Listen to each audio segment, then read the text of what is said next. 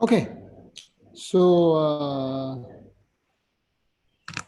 this is, well, good morning, everybody. We're now close to 8.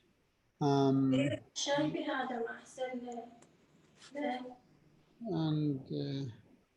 you can kindly mute yourself, that would be great. Okay. Good morning, everybody. This is one of the sessions for neonatal fellows, and today we'll be talking about invasive ventilation in NAVA. And I would like to thank Dr. Ramoni Kokushnal for her participation. She is a consultant neonatologist here in UAE, very active, and I really enjoyed her previous presentation, and I think so, and I'm sure everybody will get great benefit. Unfortunately, I think the timing is not proper for the number of the attendance, but it will be also on YouTube, so watch it later on their thank you, Dr. Monica, and you can. Good morning, everybody. I think the others need to be muting themselves so as to have no disturbance in the sound. And I'm really thankful to Dr. Yahya and Rula for the great initiation. And I think we would like to change the timing because of the people not able to attend in the morning sessions. I'll be talking on oxygen saturation because this is very important when we are taking care of our babies, double-edged sword. So my objective would be that I will be talking on the oxygen use during the resuscitation and the oxygen use during when we are taking care of our babies in the NICU. So I'll be dividing my talk into two. And also this will be each time when we are talking on that, we will be talking on our term babies, on our preterm babies, and our extreme preterms baby as well.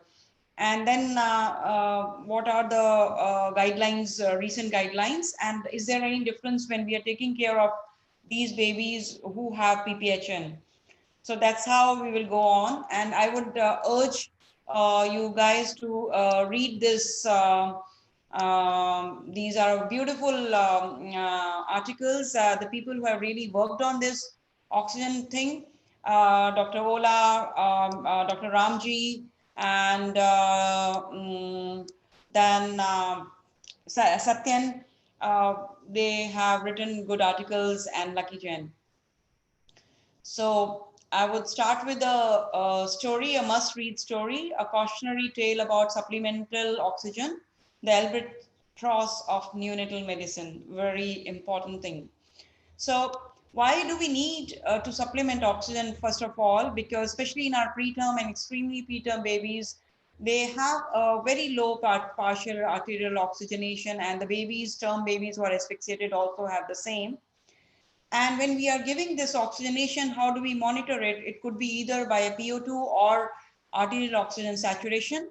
And I will be talking on that, how they are important and what's the thing, because when we are using our pulse oximeter and looking at our saturations, we are monitoring only the SaO2s, and PO2s are not being monitored. And I will give examples how important it is to look at the PO2s. Now look at the journey of the oxygen when it started in 1774 by Joseph Priestley, who discovered the oxygen. And soon after, it was told that the new air might not be proper for use in a healthy state of body. The air which is in nature is the best. So, I mean, soon after someone had, of course, looked into that. But in 1780, Quasar used it in the newborns, and in 1942, Michigan, they started using oxygen for decreasing the periodic breathing. In 1942, same time, Boston, it started into babies with subcyanotic hypoxia, and there came the problem when it started using like a liberal use of oxygen, and then came the pandemic of ROPs between 1948 to 1953, because it was used left, right, and center without being monitored. And then in 1954, someone used his brain and did some observational study to say that if you use less oxygen, less than 40%, it would eliminate this ROP. And in 1960, people again, we go overboard. So we started using too much less of oxygen. And what happened was ROP did reduce, but death from HMD had increased. So we have to, that's why I said it is a double-edged sword. We have to balance. And the goal, what are the goals for the oxygen therapy is that we should be providing sufficient oxygen to the tissues so as to not to have anaerobic metabolism, prevent hypoxic pulmonary vasoconstriction, because if the oxygen is less, pulmonary vasoconstriction is going to happen. The brain does require for its growth, and the body somatic growth requires oxygen, and to promote that we need to give some oxygen and to minimize the adverse effects. So this is why we need to give oxygen. But the dichotomy of oxygen is, though it is critical to life, if we are giving too much of the oxygen in the neonates, it will cause oxidative stress, lung injury, BPDs, ROP, and even the brain would get damaged if you give it too much. Even it will damage the heart, kidneys, and the vital organs as well. So this is important. And I was telling you that I will give you examples of how the PO2s and saturations, they are important. This is a very important slide where if you see, these are the saturations which are being depicted, and these are the corresponding saturations in the real sense, and this is the pre-ductal saturations, and these the babies where which kind of hemoglobin is there, whether it depend on whether the baby was given blood transfusion or not, and then the pre-ductal PO2, how much would it be, and then hemoglobin, how much is it, and then the main thing which is affecting our babies is the arterial oxygen content, how it will differ. So I will give you example, like these two babies have a SATs of 88%, right? So you will think they are all same, but actually they are not. So this A baby was never given blood transfusion. His hemoglobin F was 90% and P50 is 18. The preductal PO2 is 36 and hemoglobin is 8. And so the arterial oxygen content is 9.5, which is too low, which might affect our baby's intestine and may cause neck to these baby. Okay. And now the another baby, baby B, who has 88% saturations, was transfused blood, and so hemoglobin F is 50%, P50 is 22, PO2 preductal is 52, and hemoglobin is 13. So if you look at the arterial oxygen content, it is 16.4, which is quite good. So the same sacs would behave in a different manner because of the difference in the hemoglobin they have. And now let's look at another example of 93. So the C was never given blood transfusion. So P50 is again 18 and PO2 is 43, hemoglobin is 9. And the arterial oxygen content is 11.3. Now, another baby D with 93 SATs had multiple transfusion, and so hemoglobin F is 10, P50 is 27. So PO2 preductal is 95, and hemoglobin is quite high because of the multiple blood transfusion, 14. So the arterial oxygen content is very high, 18.8, which is detrimental to the eye and maybe to the brain as well. So we should be looking into whether our babies were transfused or not, what is the real PO2 for these babies. So I always say follow the Goldilocks rule, which says too little is not good, too much is not good, just right is the thing which we are looking for. And Dr. Irani said oxygen is a dangerous drug. Dr. Bell said oxygen in my head, if I did not have it, I would be dead. So, two different things, and we need to make a balance out of it. This is an important slide when we look into what's happening even in the nature. So here there is no oxygen and there is a lot of heat generated because of that. And there is a greenhouse gas and this methane is produced. and then started the photosynthesis. With the photosynthesis, the oxygen is increased, and when the oxygen is increased, what is happening is targeting this methane, and methane is reduced, and then the cooling starts. So which is good. Now, when this oxygen-free radical injury is oxygen-free radicals are actually increasing, it is going to cause oxidative stress, and then the free radicals are going to go into this cells, and they are going to cause the apoptosis and cell death as well. So we need to be putting a target on that. So what happens to our cells in our body when we have hyperoxia? So when the hyperoxia happens, there would be a inflammatory cells getting activated, which will cause disruption of the alveolar capillary membrane, microvascular endothelial injury, and surfactant inactivation.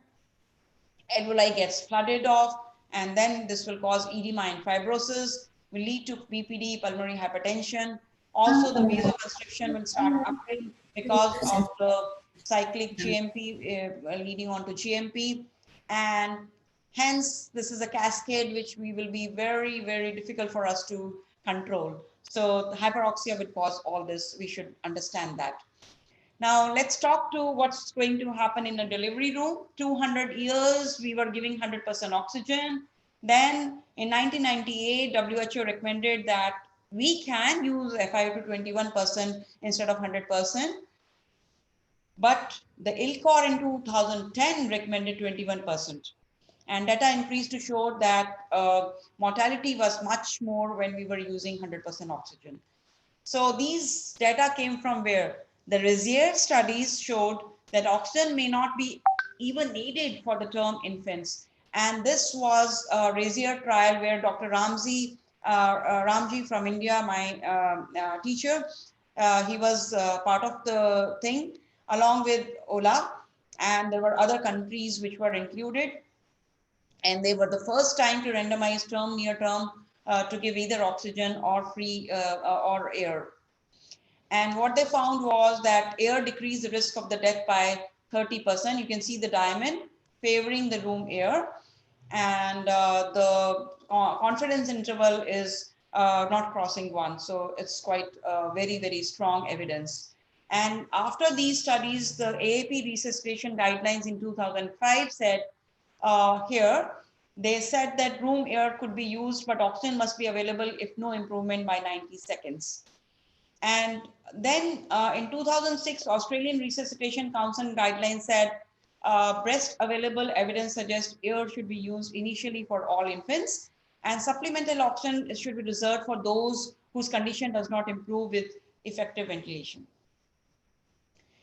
And if they started looking at when the saturation of really above 90 is achieved, so more than 37 meters by 6 minutes, 6 to 7 minutes, in 30 to 36 weeker by 7 minutes, and less than 32 weeks, it's by 8 minutes. So the saturation, target saturation is reaching normally later in smaller babies.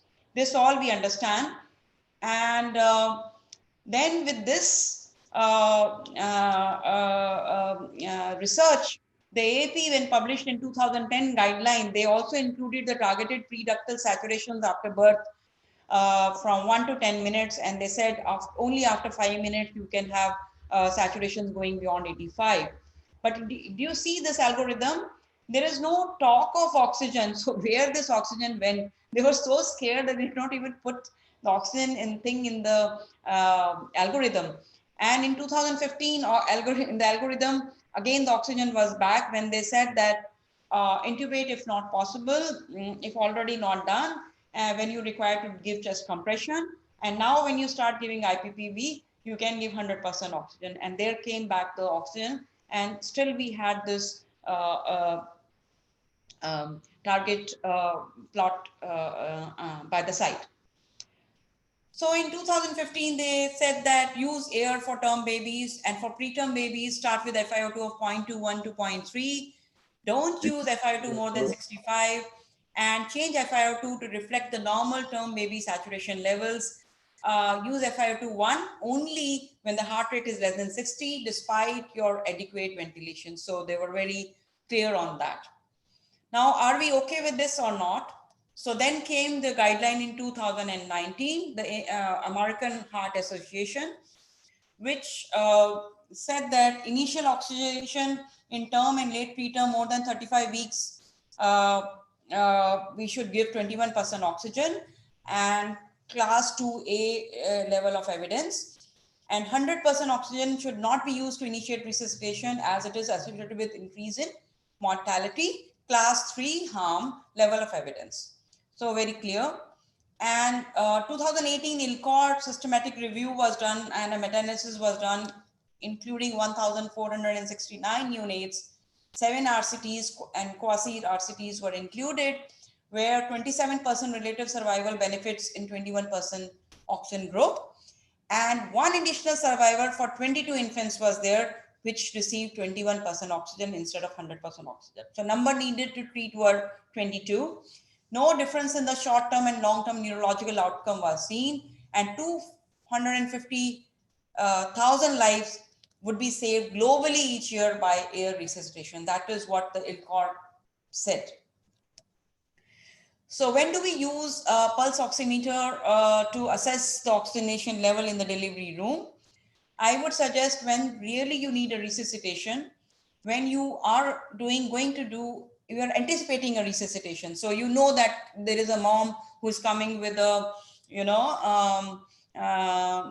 bad Doppler, or CTG is bad. So you are anticipating you will be using. Or when you don't have that history, but you are using a positive pressure ventilation on the baby, you will put a pulse oximeter. When you see a baby cyanose, which is persisting beyond 5 to 10 minutes, you should use pulse oximeter. And when supplemental oxygen is administered, also you should be using a pulse oximeter.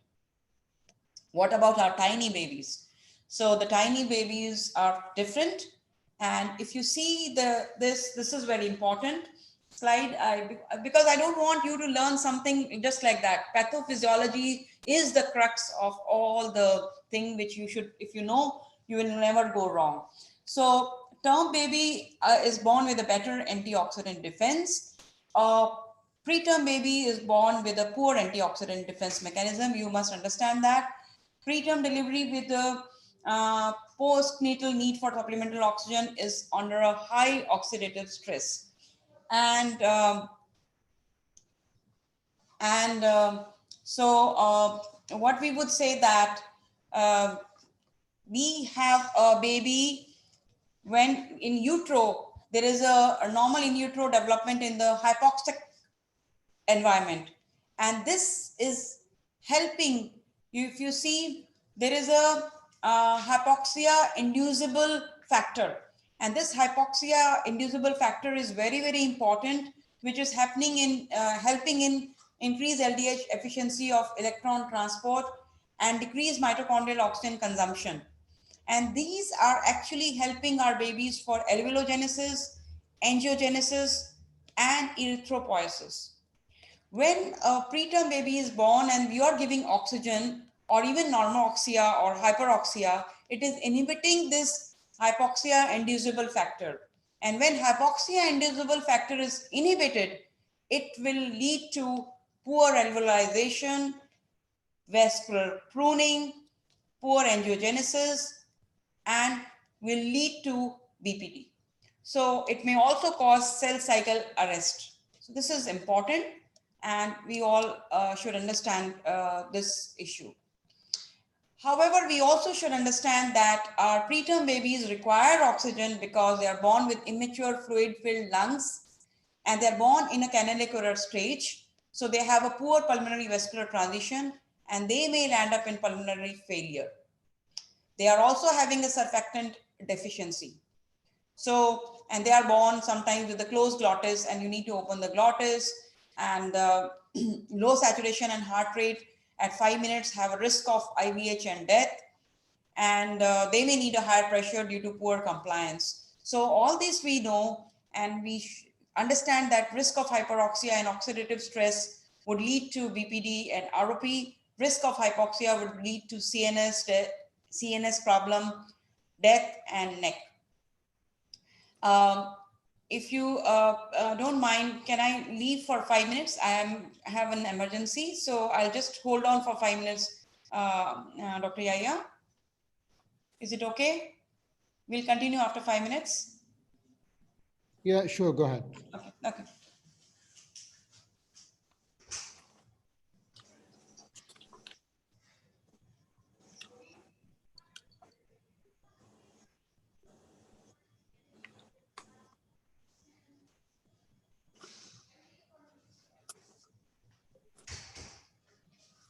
Okay, yeah, it's fine. So we'll continue. Yeah. So the dawn of new millennium started with this stop prop trials and these oxygen saturation targets trials in the extreme preterm babies.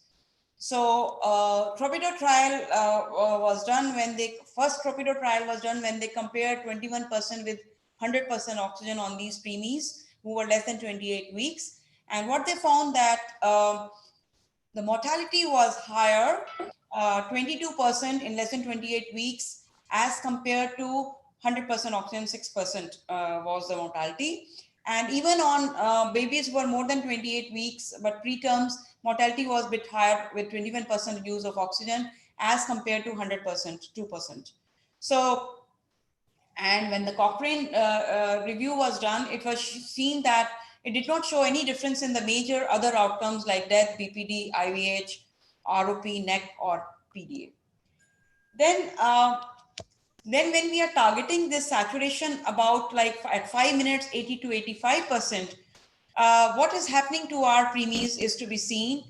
And by all these trials combining, what they saw that that only 23% of the babies reached this study target. So if you are using less FiO2, and they were 2.6 times more likely to reach saturation of 80% if we started babies on a higher oxygen. So this was one thing which came very glaringly, that our preemies, even when you're using 30% of FiO2, are not able to achieve the target of 80% at 5 minutes. And what is the impact of 5 minute saturation? This is important. For this, this torpedo trial had looked into, and what they found was the babies who were having saturations of less than 80 at 5 minutes had less than 8 breaths lower in heart rates, which I mean, if you and me would say, oh, what a big deal, 8 breaths less, beats less in the heart rate. But if you see more than that, what happened was the babies with saturation less than 80% at 5 minutes were more likely to die. This is very important. So we don't want our babies to die. And then what about the death or the major disability? They were higher in the babies with saturations less than 80% at 5 minutes. So the death and the major disability seen at 2 years of corrected age was also more. And in babies who were even 28 to 31 weekers. So they were more likely to die or disabled than those with saturations more than 80%. So this is important. With this, the next torpedo trial was planned, and this is comparing between 30 to 60. And actually, I had given this. Lee had asked me to see if people are interested to join this trial. And actually, I had asked the colleagues over here, but I think due to the ethical clearance, no one has joined this trial, but many from the all over the world have joined this trial, and we will be waiting for looking at the results of this trial, where she's actually seeing a difference between 30 and 60%, and she'll be looking at the primary outcome and in-hospital outcomes and even the long-term outcomes. So I think it's a good trial. If someone wants to still join, I think you can let me know. So then, these are the trials which are going on, but the pediatrics guideline for preterm babies till we get those trials is still says that it's reasonable to begin between 21 to 30% in preterms, class 2B. And there is an uncertainty. They say that impact of change in oxygen saturation monitoring and targeted titration of inspired oxygen, which is important. And effect of intermediate initial inspired oxygen concentration, what it is, we don't know. Whether a single initial oxygen concentration is optimal for newborns with varying pathology or conditions such as antenatal fetal distress at any given gestational age, and impact of lower initial oxygen use on a neurodevelopment outcome of the preterm baby. So these are uncertainties. So I would say we can use this algorithm. If a baby is more than 37 weeker, you can start with 21 and you should target 85 to 90 at 5 minutes. And you might increase every 30 seconds by 0.1 if you're not achieving. 32 to 37 weeker, start with 21. Saturation target at 5 minutes is 85. Again, increase is same 0.1 every 30 seconds. 28 to 31, start 21 to 30, target 80 to 85. 28 to 26 weeker, start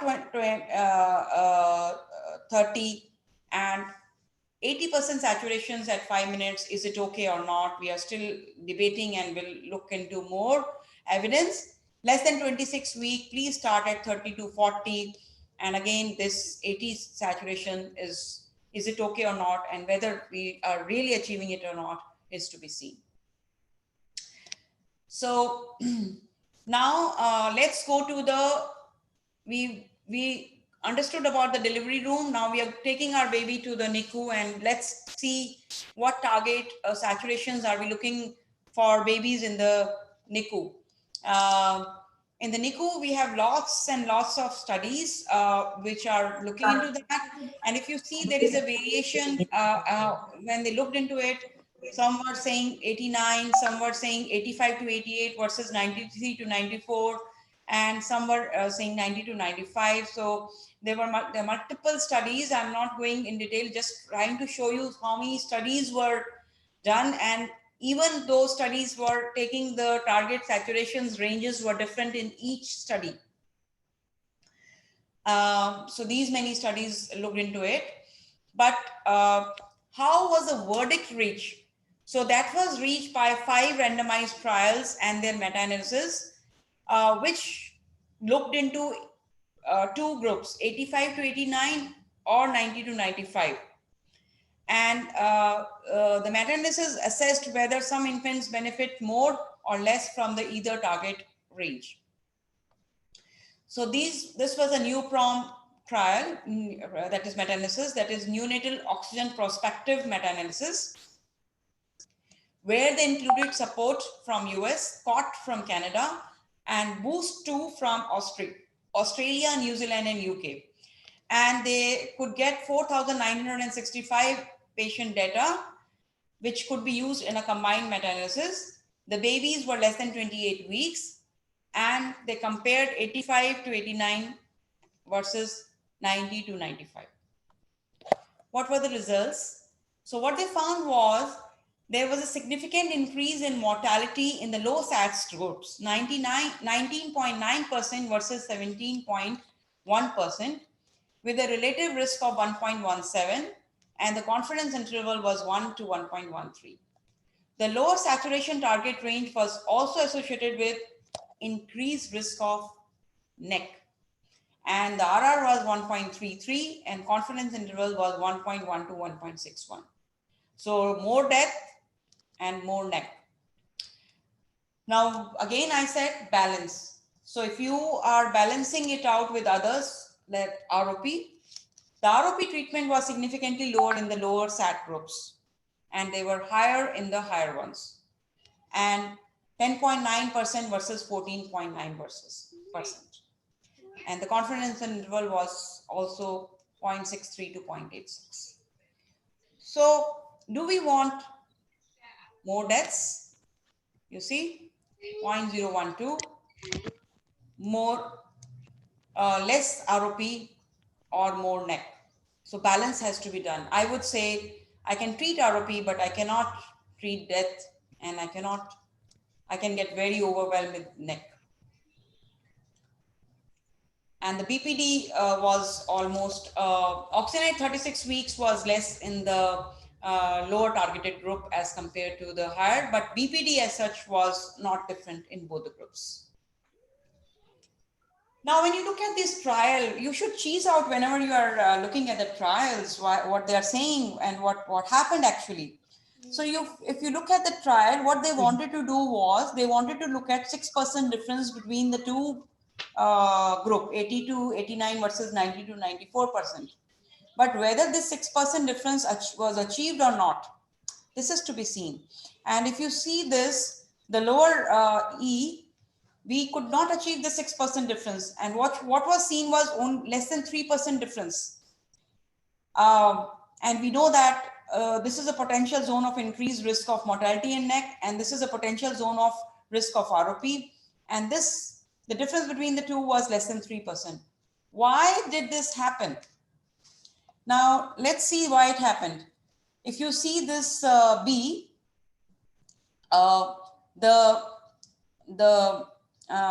pulse oximeter, which was being used at that time, and later on it was changed, it showed a steep curve here at this 87 to 90% saturation, which means that there would be a 2% difference in the saturation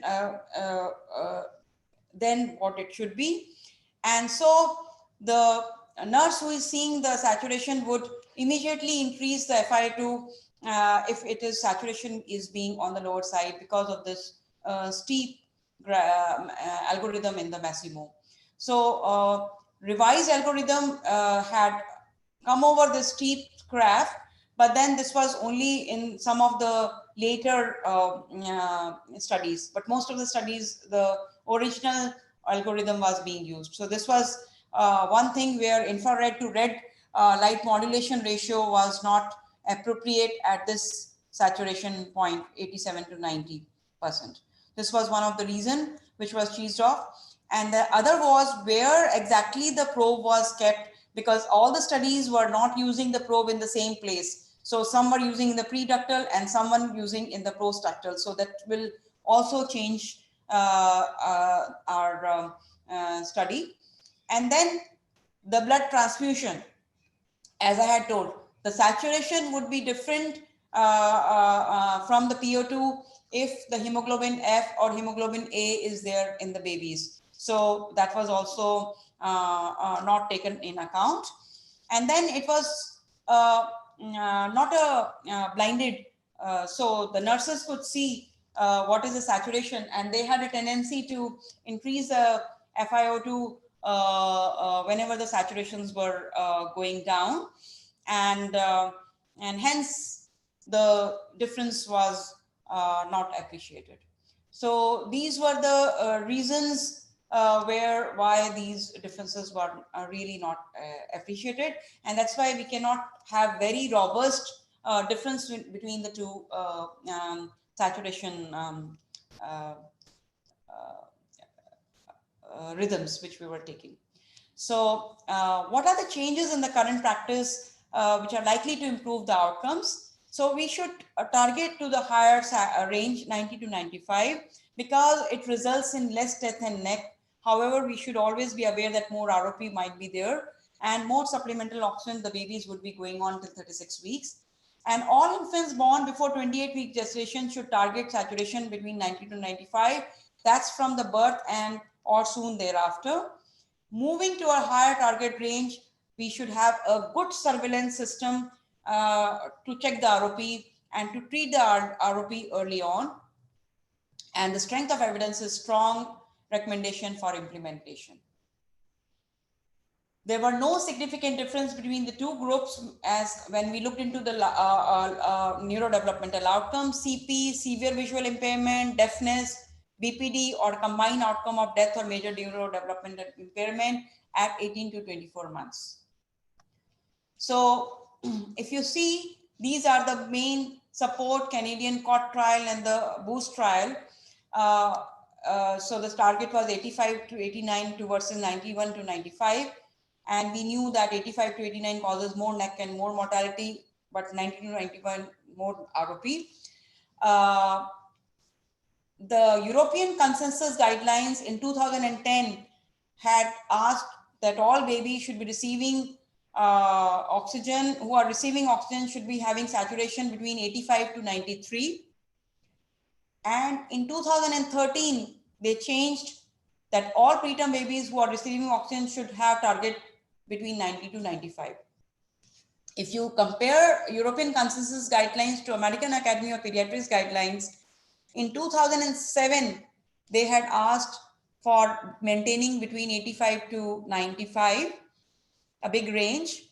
And in 2016, they said that the ideal saturation range for ELPW infants remains unknown. Recent RCTs suggest it should be 90 to 95, and that is safer than 85 to 89. So this is what AAP had given the consensus. So what about the subgroups? Are the SGAs or other groups different, or extreme preterms are different? So they had done cheesing out of these babies. I will not go in detail about this but what it says that subgroup analysis for babies in the lower and the higher oxygen subgroup did not have much difference in the death. And only the neoprom had some difference in the death. And also these babies had not much, when their meta-analysis was done, there was not much difference in the death. And when they had looked into a support trial, because they were the ones which had mainly focused onto the SGA babies, then also they could not see the much difference. So not much difference between, if we look at like whether our SGA babies should be seen differently or not. How do we improve compliance in our unit to maintain this target oxygen level? One qualitative study was done by Canadian oxygen trial, and then they reported that nurse education, prompt response to alarms, and a favorable patient to staff ratio would help to keep our babies into this target range. And good compliance with the saturation alarm limit is the most important determinant to all this. And also we can use something different, which I will tell in the last. What about our babies with PPHN? So we want our babies in PPHN to having more oxygen so that the pulmonary vasoconstriction doesn't happen. And these are the algorithm given by Satyan, who also said that brief periods of tolerable hypoxemia and permissive hypercapnia do not significantly increase the RV strain. So when we were worried earlier that little bit of hypoxemia also, we were not allowing our babies with PPHN, but he said this is not causing a much RV strain. And oxygen should be titrated to pre-ductal saturation. That should be done. Don't keep on seeing at post-ductal and keep on increasing your saturations. These are the two important things. And so what we say for PPHN as well, that targeted pre-ductal saturation 90 to 95 and PO2 of 50 to 80 should be the goal. And there is no evidence to support that saturation going beyond 95 or PO2 more than 80 is good for our PPHN babies. Cautious approach to pre and post ductal gradient should be done. And if there is a gradient, it can be acceptable if the lactate, pH, urine output is normal. Now, can we have another way to have our babies more into our targeted oxygen range? So the other way could be, one is that what we use manual pulse oximeter. The other could be a closed loop automation oxygen. So this is a closed loop where the whenever the ventilator, CPAP, NIV, HFNC device there is a connection between the pulse oximeter, and whenever the saturations are low, it tells to the CPAP, ventilator, or whatever, or high flow, whatever you're using, that you reduce your FiO2. So there is a closed loop FiO2 control system which will adjust by the automated algorithm, and direct reading from an external or inbuilt pulse oximeter can be taken. So when we use this, the studies, there are lots of studies which were done, and there was a meta-analysis which was done with these studies, that it was seen that when you are using a closed automated control loop, more time the baby is in that targeted oxygen saturation range, and the diamond is more not crossing the midline. It's favoring the automated control system. And these were the different studies which were looking into this closed loop versus manual, and they found that different studies found different range, and they found that, but most of them found that the closed loop was keeping the babies more into the targeted range. Only this one study was there which was almost showing the same. Maybe their nurses were very, very proactive and standing there all the time and doing good job. So, and then also when you're keeping your targeted oxygen, you should not keep a very wide range of targeted oxygen. So there was a study to see when you're keeping a wide range of oxygen, babies are not remaining in that range if you, as compared to the babies whom you are keeping the target range in smaller. Like if they did a crossover study where they saw three groups. They were the groups were range was 86 to 94, 88 to 92, and 89 to 91. So this 86 to 94 was a wider target range, and they found that the time spent in the severe hypoxemia was significantly reduced if you kept a narrow target range of 88 to 92 or 88 to 91 as compared to 86 to 94. So this is important. So hypoxemia will be curtailed if you keep the target range narrow. Hyperoxia, there was not much difference. There was no increase in risk of hyperoxia. So this is very important clinical tool. So I would end this session by saying that in the delivery room, the FiO2 what you should be using, if the baby is more than 32 weeks, 21%, 28 to 31 weeks, 21 to 30%, less than 28 weeks, 30%. If it is less than 26 weeks, I would say 40%.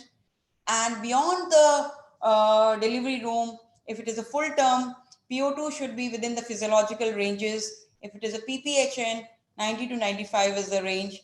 And if the baby is less than 28 weeks, saturation should be 91 to 95, and keep the alarm limits close, 90 to 96. And adjust the FiO2 according to development of saturations.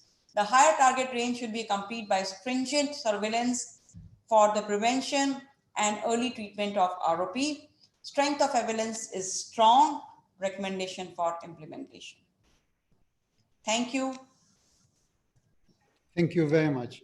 When the Mimi is just right. If there is no question,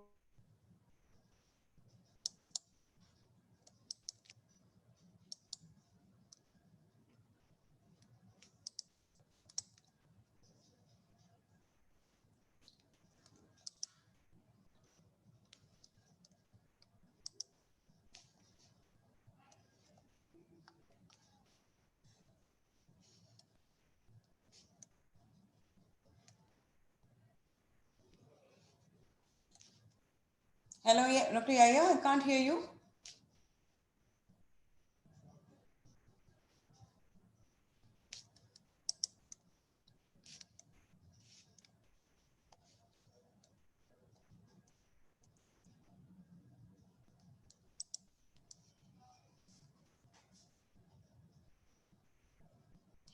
Sorry. Can you hear me? I Yeah, can't sorry. hear you. Yeah, Yeah. get disconnected. Sorry. So the question is, when we say, again, thank you very much for the very comprehensive summary of all the oxygen. Thank you. When we say, well, don't give more than 30% or don't give more than 40% or rumor, what does that mean in a clinical care? Like if a baby need more than 40%, what do I should do? No, no, no. We don't mean that. What we mean is that you have to start with this oxygen FiO2. Okay. As I said earlier also that you start with this oxygen, FiO2, sorry, and you look at the saturation targets. And also you should look at the time when these targets are achieved and what was the target which you should have achieved at that time. And if we did not achieve that target at that particular time, as I said, you have to increase every 30 seconds the FiO2. So it's not that you don't achieve, then don't increase. It's not that. It is just the, what did you start with? That is the question. And what are you achieving? And then are you targeting your, increasing your FiO2 appropriately or not? Okay. That is the point. Let me see, say, you know, I started with 30%, but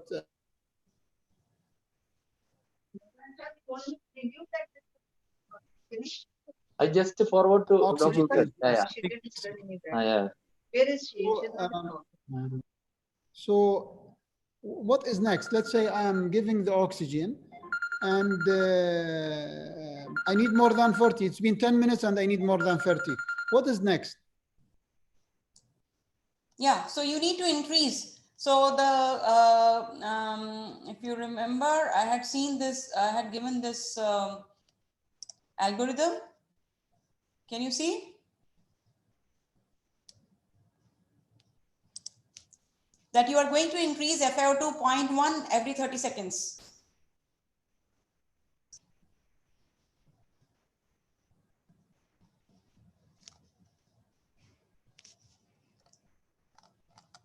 Can you hear me, Dr. Yahya? I do hear you. So let's say we are increasing the oxygen by 1% every 30 seconds, but still we're desaturating. So my point is, if you need more FiO2, you have to escalate your therapy. I mean, if you are... So here we come, Dr. Yahya, come to this algorithm. Yeah. So when we said the oxygen is back here in 2015, so it has very clearly said that if you are intubating a baby, you're doing a chest compression, you have to go fast to the going on to the higher FiO2. Okay. And I do have another question. Sorry, go ahead. Yeah, so this algorithm, you don't forget that. We will see if we are doing a chest compression and you will say, oh, I will give 30 and then 31 and then 32 like that, you will lose the baby. Yeah. So the baby who is requiring intubation, ventilation, and then chest compression, you will need to give a higher quickly. Yeah, so my point is, when you're escalating the oxygen more and more, you have many other interventions that you should use. And when you're increasing the FiO2, something is telling you that you probably need to think, you need to reconsider, you need to add something. Just, you know, continue increasing FiO2 might help for a few seconds, but that is not the solution. Yeah, true. Yeah, so my other question is, we give oxygen by non-invasive, by nasal cannula or by CPAP or by non-invasive ventilation or high flow, whatever the way. What about giving oxygen ambient inside the incubator? What do you think about it? Is any side effect? Is it absorbed from the skin? Is it affect the eye? Is there like any risk of giving ambient or giving oxygen inside the incubator? I know many people practicing this. So what do you think? Dr. Yahya, I have never practiced that, and I don't know, because I don't understand that really how much the baby is actually getting. Though we have that FiO2 monitors which we are putting inside the incubators and looking at the thing, but how much the baby really gets, we don't know. And people do use that, and I think, and I should look into the studies which have looked into it, that whether there were any side effects or not. But personally, I never liked that. I don't know why. Maybe I'm not sure what we are giving to the baby. Is it going to have any other side effects, and directly is it getting absorbed and causing issues or not? I'm not sure really. I'm not used to it, but I came here in US, in UAE, and also when I went to Iraq, they are using it inside the incubator, and I went and looked at it. I mean, what is the benefit? I mean, the oxygen going to the baby is close to zero, and it's that there is a few percentages of oxygen being absorbed from skin, and also it seemed that it can affect the eye. And again, they say it's a waste. It's a waste of oxygen. You know, you'll be giving a big amount of oxygen, but getting, you know, way less. And the other point is, they said it's in addition to the waste, it might have a risk of fire. So these are the points. I mean, I'm never used to it, but I thought you have more like experience. No, and no, I came across another thing, Dr. Yahya. I came across another thing, giving a head box oxygen as well. I've seen even being practiced till now here. And I was surprised. I don't understand too why you're exposing the body to oxygen while you can deliver it by nasal mask or nasal prong or non-invasive. Not sure what's the reason. So if you no more questions, then we can break for like few seconds. We'll break for 5 minutes because I need to just go, and 5 minutes is okay. Start at 12. Let's rejoin at 12. Yeah, okay.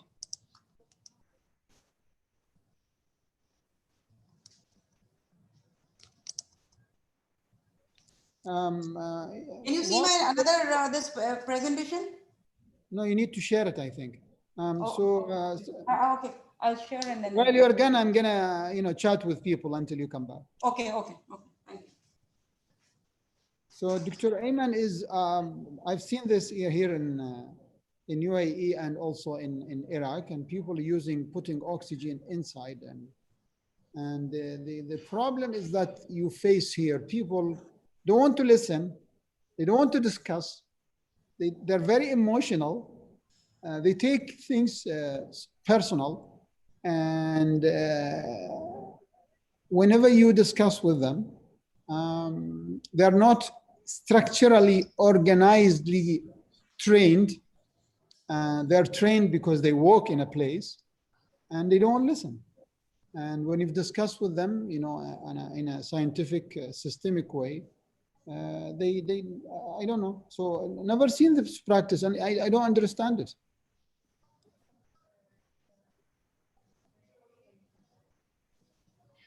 Yeah, well, that's good. Assalamu alaikum. Assalamu alaikum wa rahmatullahi wa barakatuh. Thank you very much, Dr. Yahya. Actually, this was the trend even in Egypt when we were practicing neonatology there.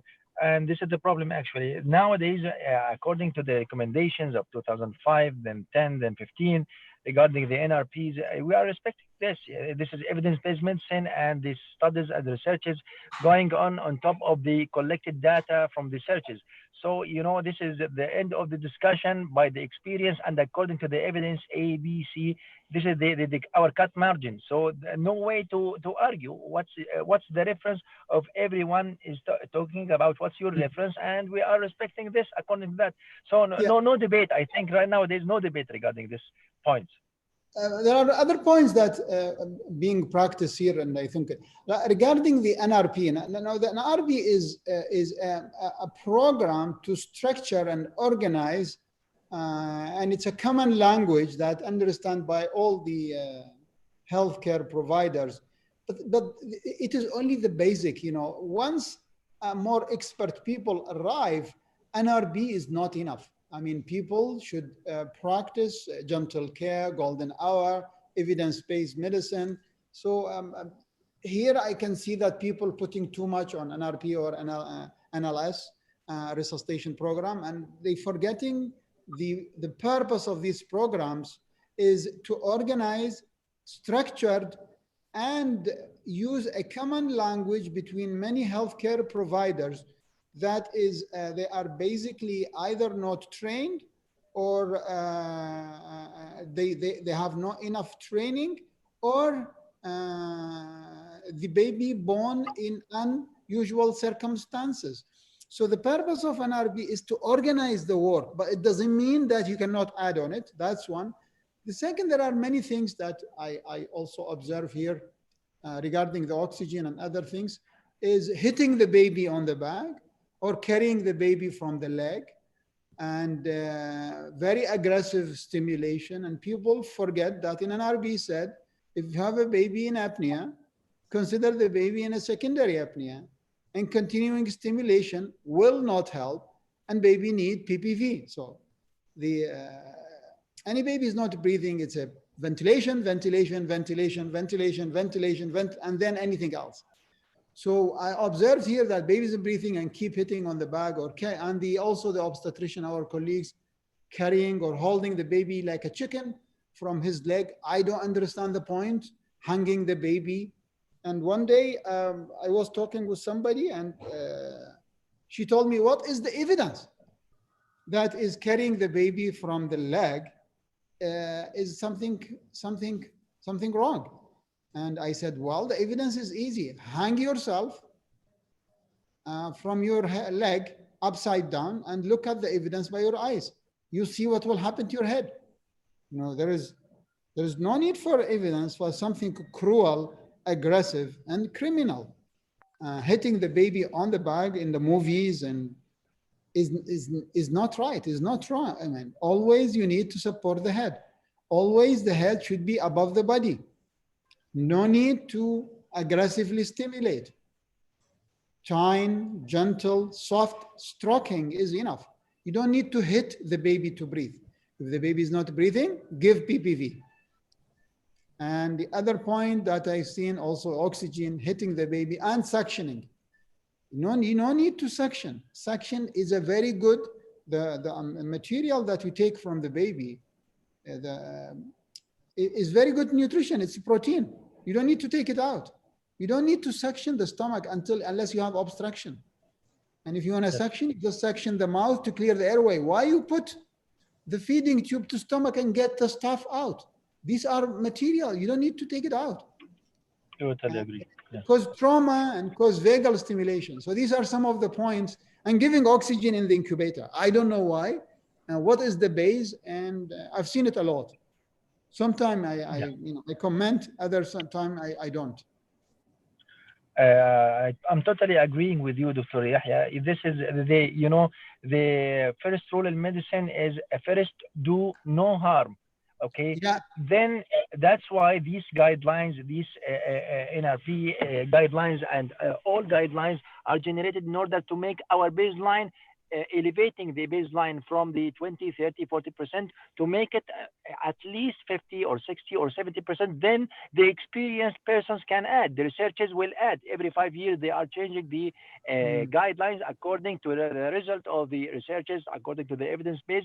But our denominator, the baseline that we have, all of us, the common thing that we have to practice, the basic thing is the recent guidelines, in order to speak one language and not to do the harm by, as you mentioned, slapping the back, suctioning the stomach, and giving the incubator oxygen like this. Totally agree, Dr. Yahya. Thank you very much. Thank you for coming back, Dr. Monica. And we'll talk about non-invasive high-frequency ventilation.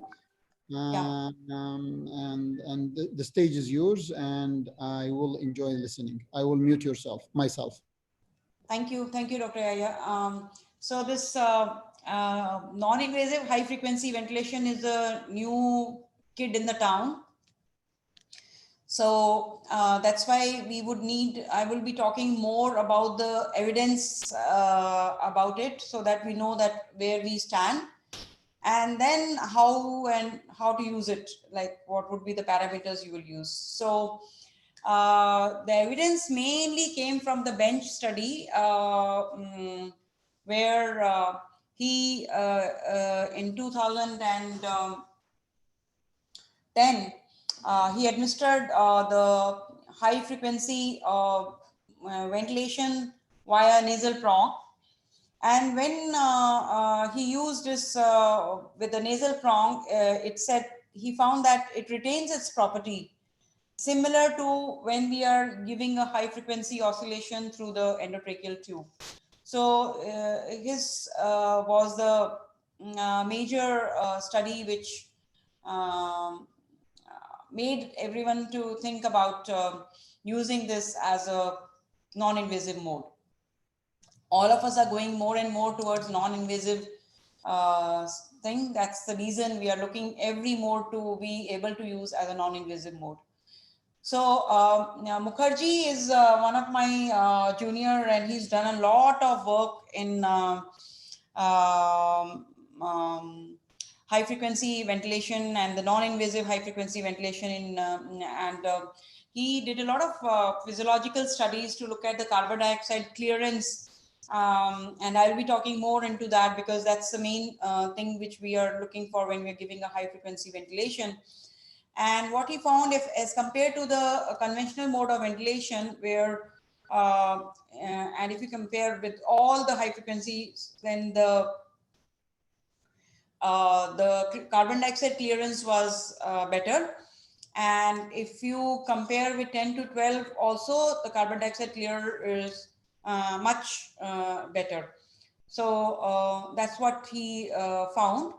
And the carbon dioxide diffusion coefficient in a non-invasive ventilation was seen by another study when they looked into whether they looked into two Sophie and Leone plus, and in both they looked whether when there was no leak or there was some leak or there was moderate leak or maximum leak, then what happened to the tidal volume reaching to the baby.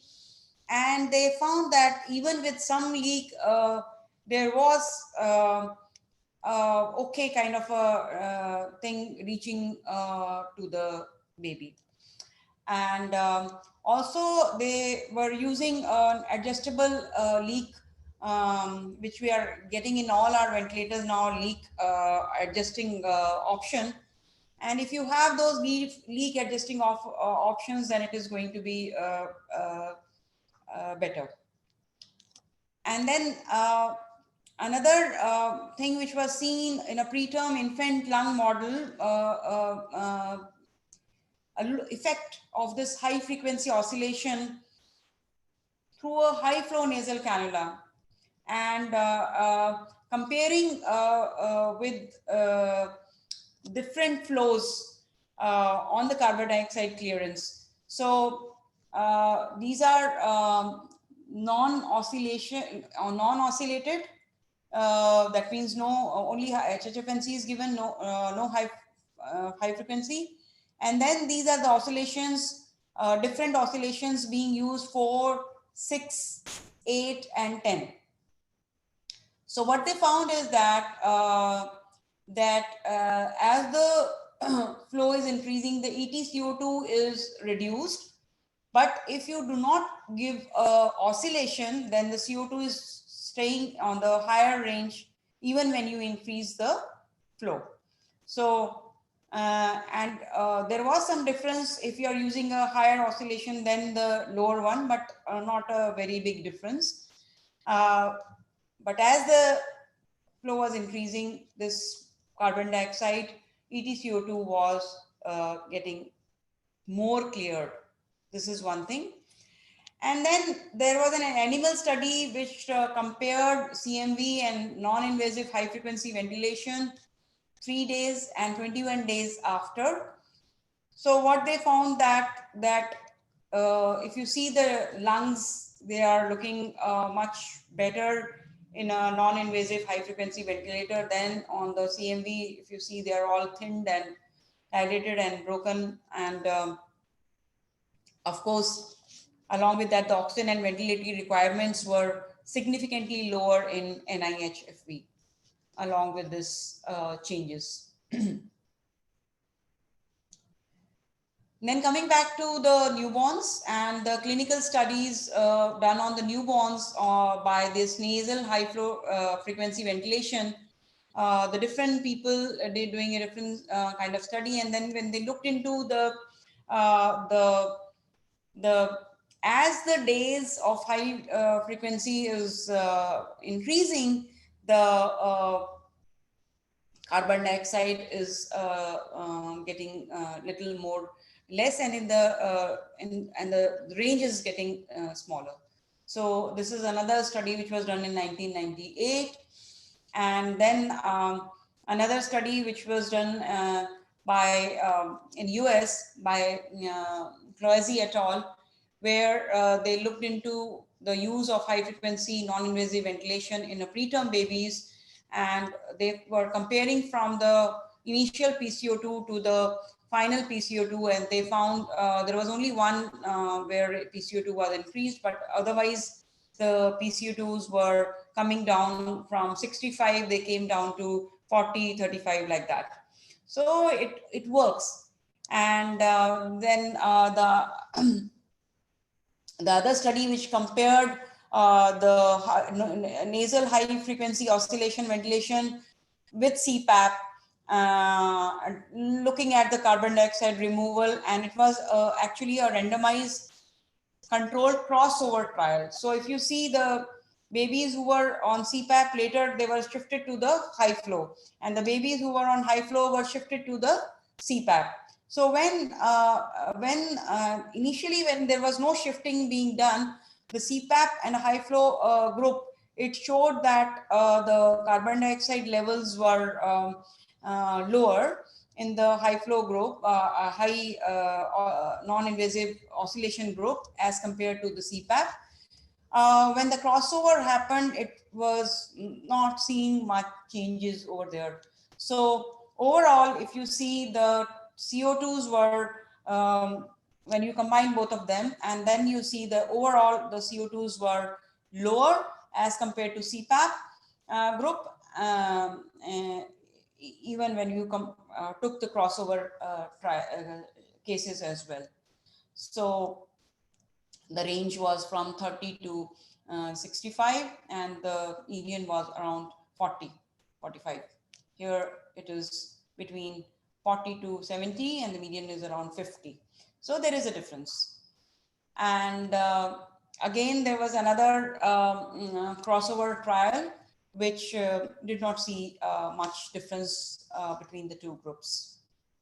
They're all very small studies. So I'm just giving you an idea, because you are seeing 15, 13, 16, 13 babies only, because it's a new kid in the town. So people are really not very much, not very much into it. So that's why you will see giving a gist of the studies. And then there was another study which was using a non-invasive high frequency ventilator for weaning purpose for the newborns. And it was a preliminary study done in Germany, where they did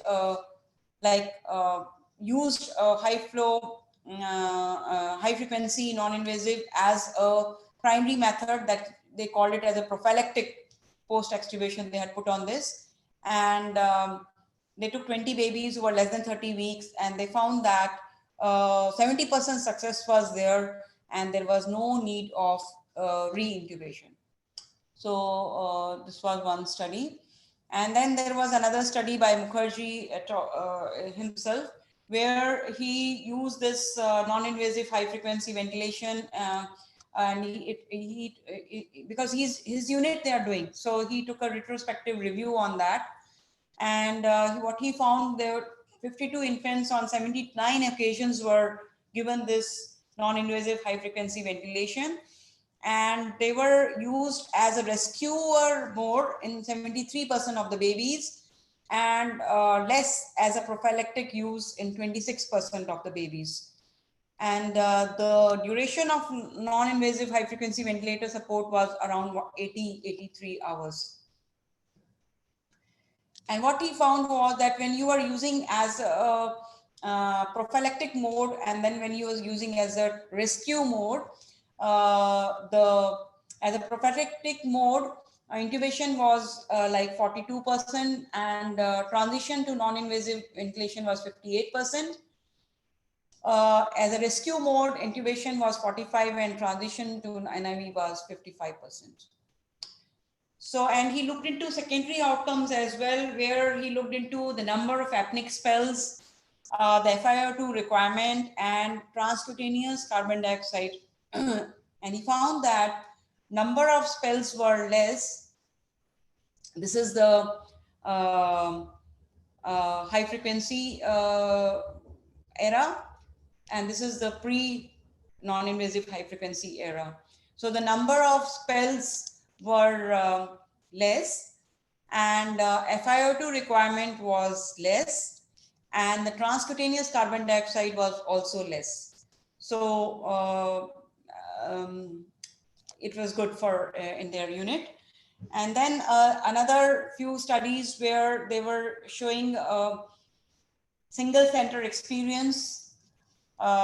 This is a study in Poland, and this is a study in Thailand, where they compared endotracheal reintubation between nasal high frequency oscillation and CPAP. So they did that, and what they found is there's another study by which looked into effect of non-invasive high frequency oscillation on desaturations and bradycardias in a very preterm infants, and they also did a randomized crossover trial, and they found that the number of episodes of desaturations below 80 were less in high frequency group as compared to the CPAP, and bradycardias were also less in the high frequency non-invasive group as compared to CPAP. And overall, the episodes were also less. So we can see the p-value significant, 0.001, 0.002, and 0.004.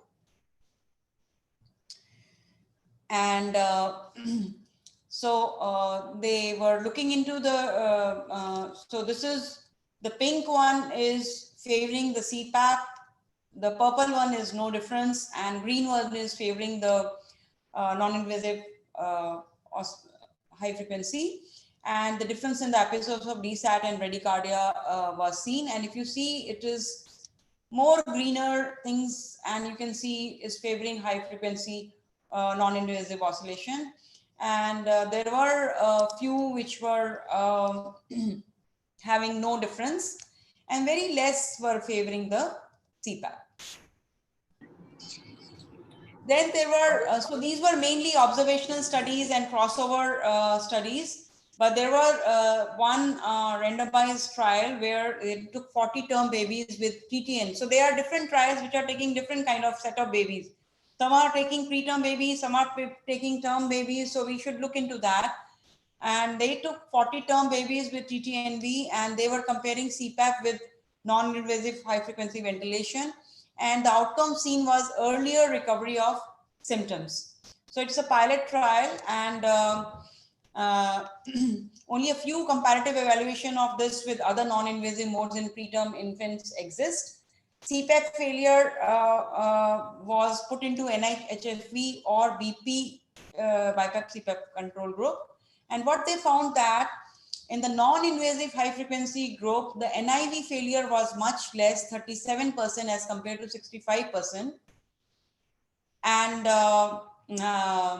the other things were almost similar. So the only difference was NIV failure was less. And infants with moderate to severe RDS, numbers were 81, were randomized to NIHFV versus CPAP post-insured. And they found that the need for intubation was lower with NIHFV, 23% versus 56%. And the mean age at randomization was around 32 weeks. So I think they were taking bigger babies. And they did not find a difference in secondary outcomes, including BPD. So these are small trials. And then there was another randomized trial. 124 infants were randomized, and they took babies between 28 to 34 weeks, and they randomized post-initial resuscitation. And then they looked into how many were failures, or what was the duration of respiratory support, duration of oxygen. So they found that duration of respiratory support was less in NHFOV group as compared to the CPAP group. And that was the only difference they could see. They could not see any difference in duration of oxygen, trauma, air leak, IVH, feed intolerance, time to full feeds, or duration of hospitalization or death. So they did not find, and the study was from Iran. And then another randomized control trial which looked into this use in babies, preterm babies with RDS and ARDS after extubation.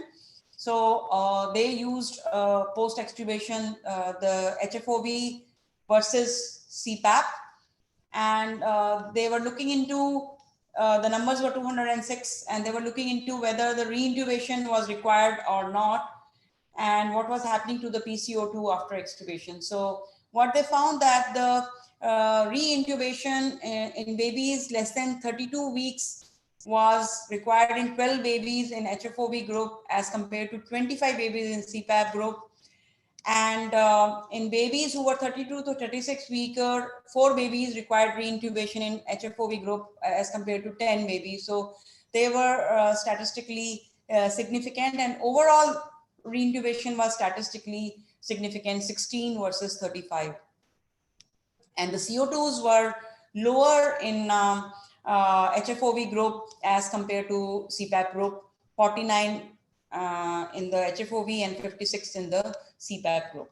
So they did find benefit if they have put a baby on an HFOV as compared to the CPAP.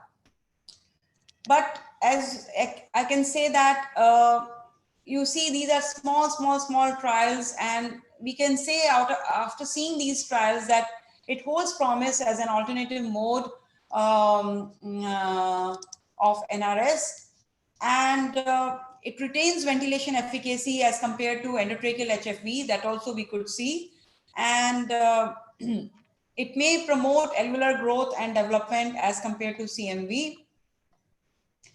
And in human studies, we did show that there was a carbon dioxide elimination.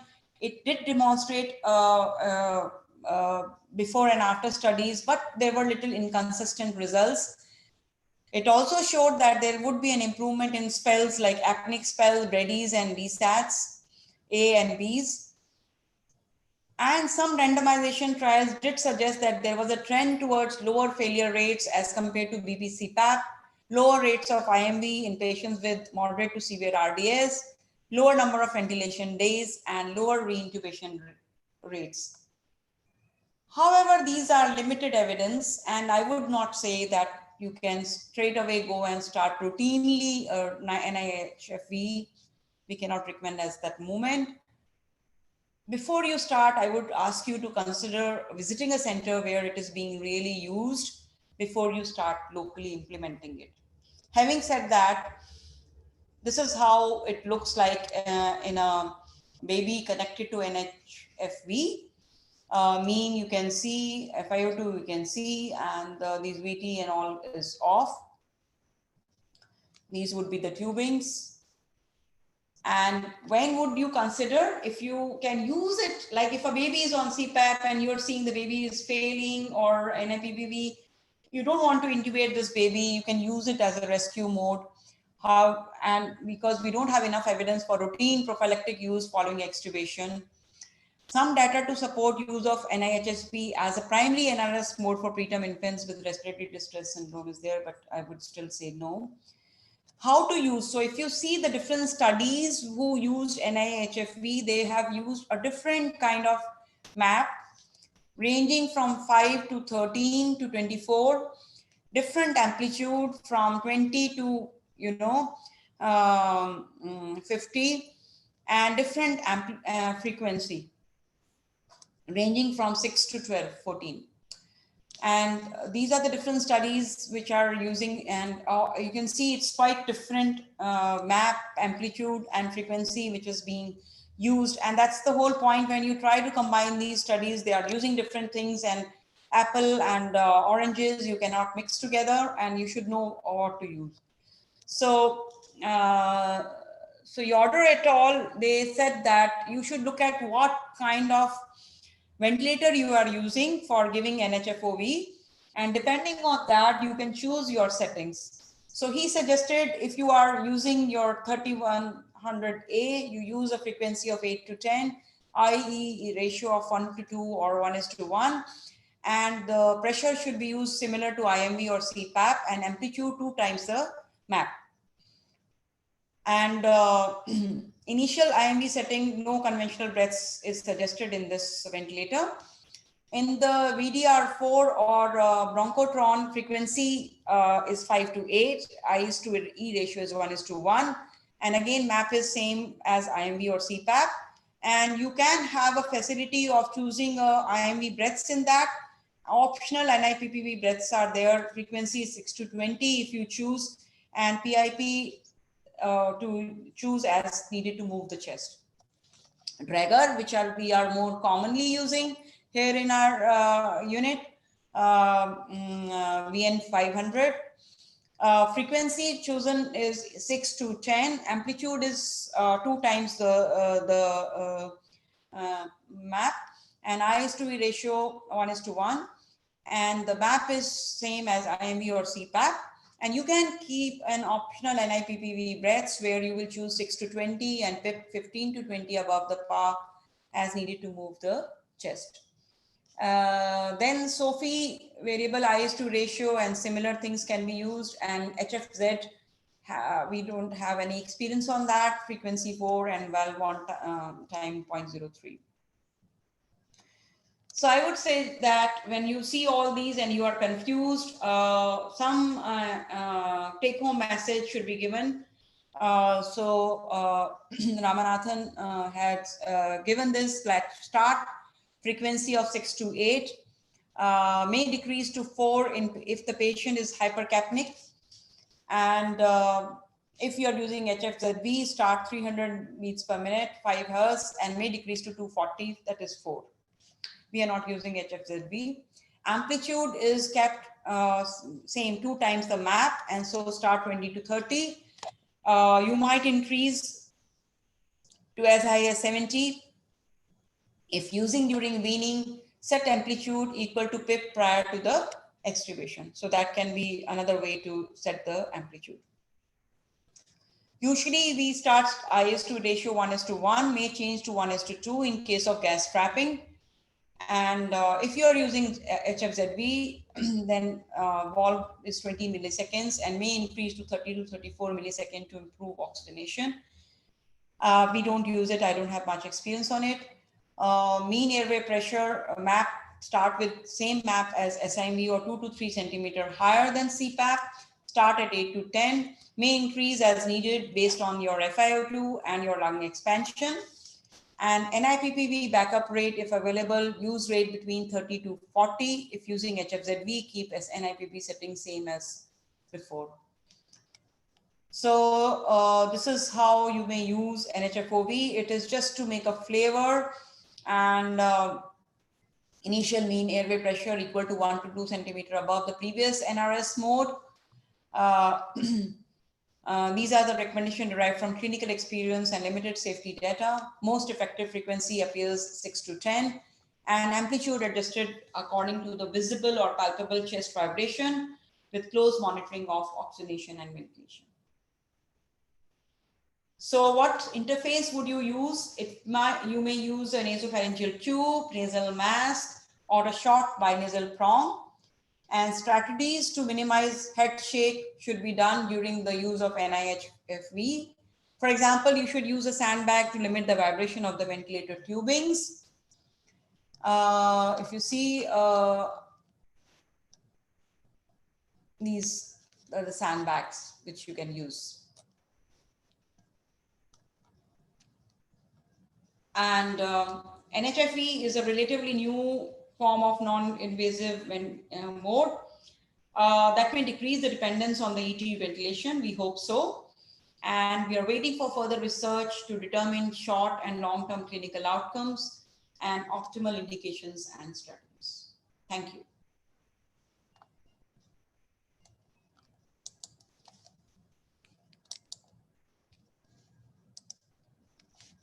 Any questions? Thank you very much, Dr. Anisa. I'm going to ask you a question. Give me 1 minute answering this one. Good morning, Dr. Monica. Yeah, good morning. First, my question, I'm Dr. Amna. First, my question, do we need to give sedation for this non-invasive high-frequency ventilation? What I mean, sedation, because it will keep wiggling the baby, and this is not comfort, you know. The second questions, do we need a special software installation for non-invasive high-frequency, different from the invasive one? Thank you. Yeah, you need. So you have to ask the guy who is giving you the ventilator, like this baby lock. That's the most commonly being used here. So you have to ask him to put it in for you. And I don't think so. We should be using sedation whenever we are using any kind of non-invasive mode of ventilation in our babies. So definitely when we are using an invasive mode of ventilation, and especially the high frequency, you should be using sedation. But any kind of a non-invasive mode of ventilation, we should not be using sedation. My third question, can we use this type of ventilation for meconium aspiration syndrome? Yeah, so as I said that we have been, they have not done the studies which I had shown you. They were using on TTNB, they were using preterm babies, and they have not done studies on meconium aspiration syndrome as such, but I don't think so there is any reason for not to be used on them. If you know, in my CPAP presentation, I had shown that people are using even CPAP on meconium aspiration syndromes. And one of the study was done by my own friend, Dr. Murki from India. And they have shown quite reasonable, successful, without cause of pneumothorax in meconium aspiration syndrome. And so it can be used. Whenever we are using for these kind of babies, we have to be a little more careful on the air leaks. So we should be more carefully looking at the babies, how much is the chest rise and inflation, and looking at the x-rays to look at how much is the rib spaces we are seeing. But I don't see any reason that it cannot be used. Dr. Monica? Yeah. I'm not a great fan of this high frequency non-invasive ventilation. I tried it many times and did not work. And I used the CPAP and it was always successful with CPAP. That's in Canada, in Manitoba. And we used it over probably 6 months. And the result was never, it was never, I won't say it's inferior, but it was never superior to CPAP, just plain CPAP. And we do have there like RTs, like many RTs, all the shifts and nurses, but it didn't work. We tried it many times, but it didn't work. And that's in 2017. I don't know after that because I left in 2019, but in 2017, we tried it, we failed. And we used the VN500. And in my opinion, it's because there is no generator at the nose, and the baby will, even if it's a high frequency, and there was always MAB delivered toward the baby, even during exhalation. While waiting the studies to tell us what was wrong, but didn't work with me. I'm not a fan as well. I told we don't have much experience on it, but I just wanted to, and even if you look at my the last thing, that it is still evolving. And actually, that's why we say that you should see when the NAVA came in, even NAVA doesn't work in many of the units, you know. And there is a lot of, in Dubai hospital, they had a real failure with NAVA. They had brought many machines, and they could not really, they are not doing it anymore. So whenever you have these kind of new things, as I said, you should visit the units which are doing it successfully to see what is the reason behind the success, because ventilation, I say, is art and science together. Well, And in that place, we do have like a respiratory department, and we have also they're giving, graduating respiratory therapists from that, like the center, and we have like a whole, floor for just respiratory research. And despite all that, we have professors of respiratory therapy, and but didn't work. We tried it many times. We tried different mode, different interfaces. Not didn't work, but it didn't. We was superior to CPAP. That's what I mean. I'm not. When we did not fail, but it wasn't superior to CPAP. Yeah, we don't have much studies, Dr. Yahya, to say that it is superior. So I cannot say it by now. I'm showing a very. That's what I'm saying. I'm showing a very small studies to say that, and those small studies also have a very small number of babies. Very less number of babies seen. So I'm not saying that go ahead and do it, but whatever is there, we should know how it works, where are we, and what is the evidence, what all more things are required before we jump and start doing this in our setup. I would discourage doing that. Yeah, I mean, I tried it many times, but again, it didn't work with me. So we'll wait and see where is the problem. And we were like from probably first of people who tried it, because we have something like a transport machine, and on that transport machine, we do have VN 500. And because we do transport lots and it's very long trips, we're talking about like 2 hours flight, and we're a catch-up area of about 1,000 kilometers. And they thought that would help to decrease or minimize the number of invasive ventilation. So there was very heavy trial on it because of the CPAP during transport was not working. So they thought that we start to avoid, and there everything about money. So intubating a baby and giving sedation and transporting and fixing the tube, and if an extubation happened on the flight, while if it's non-invasive, you just apply, there is nothing will happen. So there was heavy trial and research on it, but it wasn't superior to the to CPAP. And I don't know what happened after I left in 2019. Yeah, and these are studies like which are from 2017, 18, 19, all these studies are from then. And yeah, so they have not, only one study was there where, CPAP versus NHFAV was compared and they found it to be okay. This one also, you see. And so we'll see. I would still say that we cannot really go ahead and say that this is it and we should stop CPAP and go in for this. I would still say that, NIPPV would be a better option for our smaller babies rather than this NHFOV till we get more evidences, Yeah.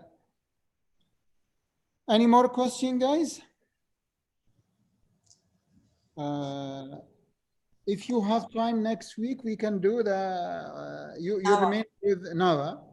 And also then we have I'm very interested to, because I'm not also a favor of NAVA.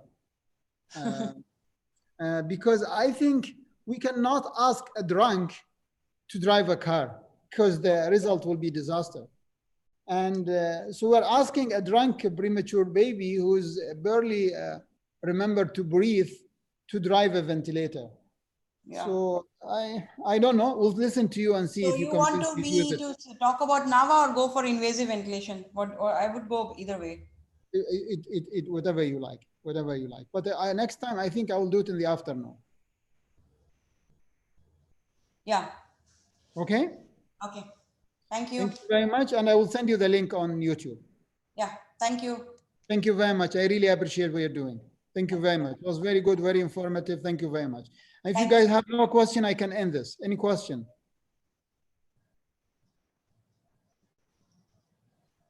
Okay, just they are thanking you. Thank you. Thank you. Informative lecture. Thank you. Respect. Thank you. Okay. Thank you Bye. very much. Have a good day. Bye-bye.